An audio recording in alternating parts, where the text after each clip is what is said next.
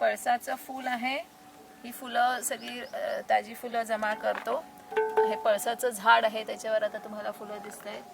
आणि जी पारंपरिक रंगपंचमी खेळली जाते ती ह्याच रंगाची खेळली जाते. तर ह्या रंगाचं आयुर्वेदामध्ये खूप महत्त्व आहे की ह्या पाण्याने जेव्हा आपण रंगपंचमी खेळतो तर त्याच्याने आपल्या शरीरावर जेव्हा जे पाणी पडतं त्याच्याने आपल्याला काही त्वचारोग वगैरे होण्याची जे पुढच्या ज्या उन्हाळ्यात शक्यता असते ती होत नाही.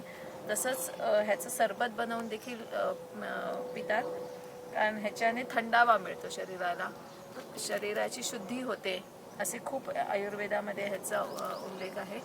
आणि त्यामुळे ह्याच रंगाने होळी खेळणं हे फार फार महत्त्वाचं आहे आणि फार आनंददायी त्याचा अनुभव आहे.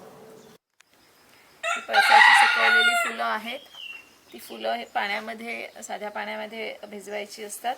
त्याचा रंग यायला सुरू होतो आणि 2 दिवस भिजवल्यानंतर त्याचा असा गडद रंग तयार होतो, ज्याच्याने आपण रंगपंचमी खेळायची आहे.